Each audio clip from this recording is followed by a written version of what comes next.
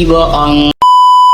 Aku hanya memikirkan satu peraturan penting. Kenapa kau lakukan hari ini kalau kau bisa melakukannya besok? Hahaha. Few moments later.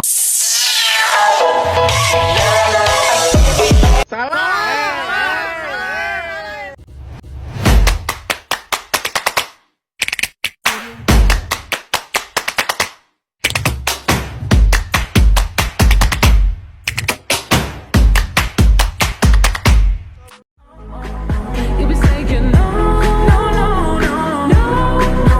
Then saying yes, yes, yes. 'Cause you're messing with your head. She's sweet but a psycho, a little bit psycho. At night she's screaming, my, my, my, my mind. Oh, she's hot but a psycho, so left but she's right though. At night she's screaming, my, my, my, my mind. Crazy, she's poison but tasty. And people say, don't walk away. She's sweet but a psycho, a little bit psycho. At night she's screaming, my, my, my, my. Baik, bismillahirrahmanirrahim. Tata bahasa baku atau ejaan yang disempurnakan adalah istilah yang digunakan untuk mendefinisikan standar bahasa Indonesia. Menurut Kokasi dan Hermawan mengatakan bahwa kata baku adalah kata yang diucapkan atau ditulis oleh seseorang sesuai dengan standar yang dilakukan. Pedoman ejaan eyet, tata bahasa baku dan kamus dapat menjadi sumber dari standar yang dimaksud. Bahasa baku biasanya digunakan dalam konteks resmi, baik dalam tulisan maupun percakapan, dan didefinisikan sebagai bahasa yang diatur oleh standar. Standar baku berdasarkan pada Kamus Besar Bahasa Indonesia KBBI dan memenuhi standar ejaan dan norma. Adapun tujuan dari eyet yaitu sebagai pedoman yang digunakan untuk menyempurnakan tata eja bahasa Indonesia yang jelas, termasuk penggunaan huruf, tanda baca, kata serapan, dan lain sebagainya.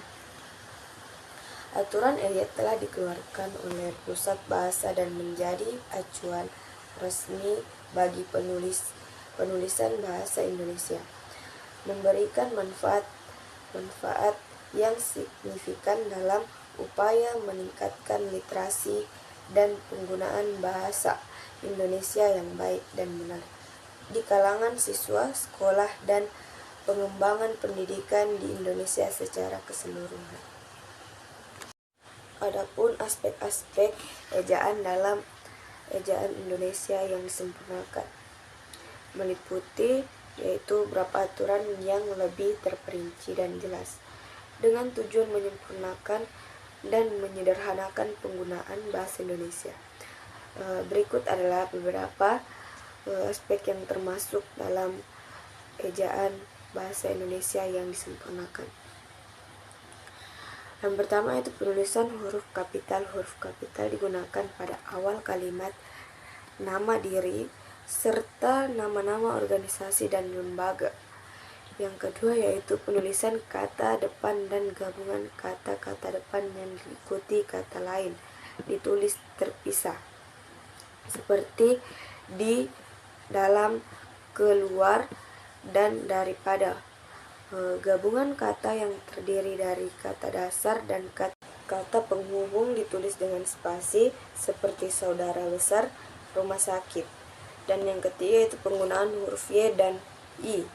Penulisan Y pada beberapa kata yang sebelumnya menggunakan I, seperti pada kata Yogyakarta yang menggantikan ejaan lama di Jogja. Dan yang keempat yaitu penggunaan huruf C dan K. Beberapa kata yang dahulu dieja dengan C sekarang diubah menjadi K, misalnya cireng menjadi kereng. Dan yang kelima itu penggunaan huruf U dan W.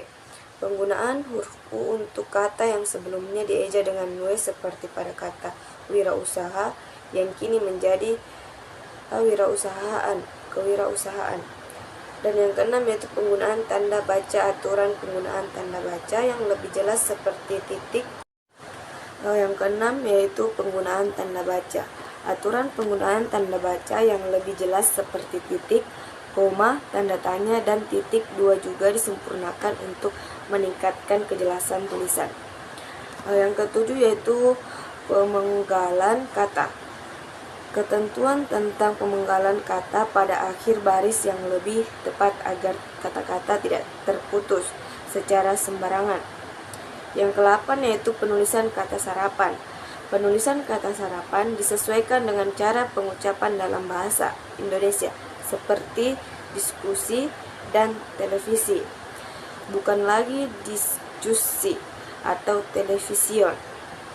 Yang ke-9 yaitu penggunaan partikel. Partikel punlah dan kah memiliki aturan yang lebih jelas dalamnya penggunaan dan penulisan.